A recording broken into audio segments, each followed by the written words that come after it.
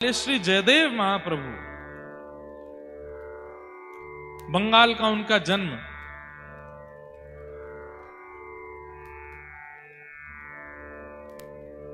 उनके साथ एक लीला हुई कि एक बार वो अपने किसी शिष्य के यहां से प्रसाद पाकर के कहीं जा रहे थे।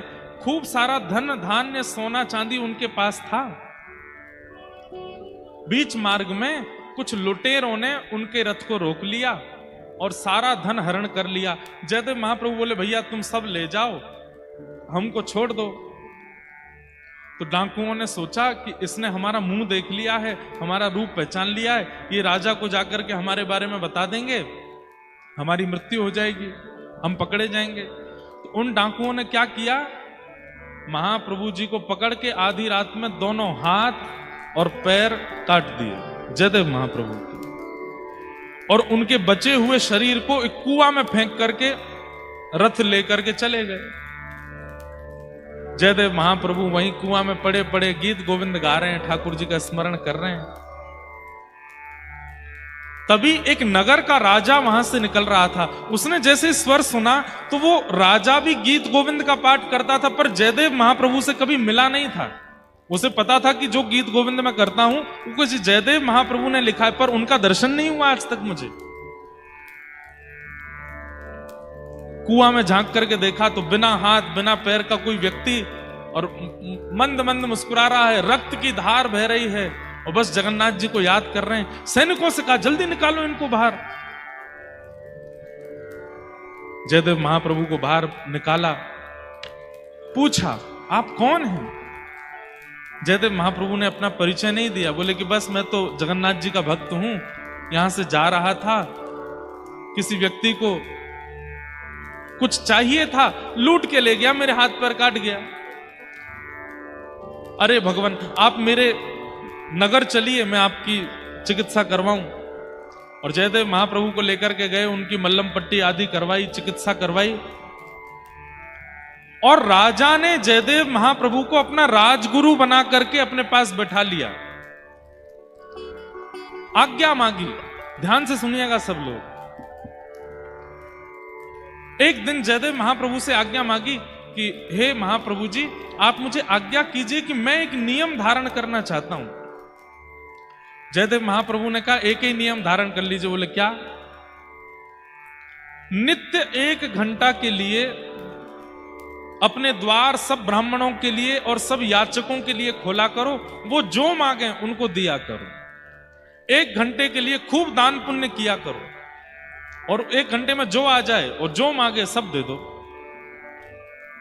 राजा ने कहा, जो आज्ञा। अब तो महाराज पूरे भारत में हवा की तरह बात फैल गई कि उड़ीसा प्रांत में एक राजा है, 1 घंटे के लिए द्वार खोलता है, उतने में जो पहुंच जाए, जो मांगते हैं सब देता है। बड़े बड़े ब्राह्मण, बड़े बड़े याचक सब आने लगे। तो वो जो चोर थे जिन्होंने जयदेव महाप्रभु के हाथ पैर काटे, उनके मन में आया कि एक राजा मुंह मांगी वस्तु प्रदान करता है, हम भी ब्राह्मण बन के चले जाते हैं, मांग लेंगे राजा से। उन्हें यह नहीं पता था कि जिनके हाथ पर हमने काटे वो वहीं बैठे हैं। चारों ब्राह्मण बनकर के जैसे ही राजा की सभा में पहुंचे, राजा के सिंहासन के बगल में जब जयदेव महाप्रभु को देखा तो चारों घबरा गए। बोले, अरे ये तो वही हैं जिनके हाथ पर हमने काटे थे, ये हमारा रूप जानते हैं, ये राजा को सब सत्य बता देंगे, यहां से निकलने में ही फायदा है। जैसे ही चारों वहां से जाने लगे तो जयदेव महाप्रभु समझ गए कि संकोच में यहां से भाग रहे हैं। उन्होंने तुरंत कहा, अरे राजन राजन देखो, आज कितनी बड़ी कृपा, गुरुकुल में हमारे साथ पढ़ने वाले हमारे मित्रगण आए हैं, इनको बुलाओ। अब यहां क्या हुआ, किसी की घनघोर गलती पर क्षमा किया जा रहा है उसको। इसका परिणाम देखिएगा।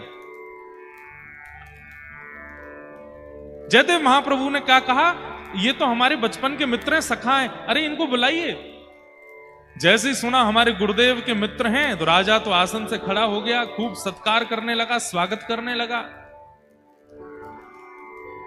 उन चोरों को पकड़ करके भीतर लाए, मुंह मांगी दक्षिणा, मुंह मांगी वस्तु, मुंह मांगा प्रसाद उनको प्रदान किया।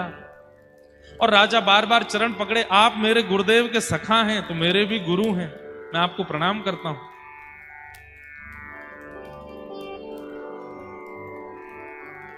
वो डाकू चोर सब सोचने लगे, बोले कि ये जयदेव महाप्रभु, इनके हमने हाथ पैर काट दिए और ये हमारा इतना सम्मान करवा रहे हैं। चलो अच्छा है, इतनी सामग्री, इतना धन धान्य दिया। राजा ने कहा ये सब आप लेकर के जाओ। तो उठा नहीं पा रहे थे तो राजा ने सैनिक भेजे उठा करके सामान के इनके आश्रम तक छोड़ के आओ। इतना सामान दिलवाया। जब वे सैनिक सामग्री उठा करके चल रहे थे तो बाहर जाकर के उन सैनिकों ने पूछा, महाराज आप लोग कौन हैं? हमारे यहाँ इतने बड़े बड़े ब्राह्मण आते हैं, इतने बड़े बड़े याचक आते हैं, पर इतना सम्मान, इतनी सामग्री, इतना धन धान्य आज तक किसी को नहीं दिया गया। ये हमारे राजगुरु जो हैं, जिनके हाथ पैर नहीं हैं, इन्हें आप बचपन से जानते हैं, इनके हाथ पैर कैसे कट गए, जरा इसके बारे में आपको पता है? तो वो चारों चोर क्या बोलते हैं, देखो आज वो राजगुरु बना बैठा है, लेकिन सच्चाई हमसे पूछो। बोले क्या सच्चाई? बोले जब हम बचपन में गुरुकुल में पढ़ते थे तो हमारे गुरुजी के सोने के पात्र इसने चोरी कर लिए थे। झूठ बोलने लगे।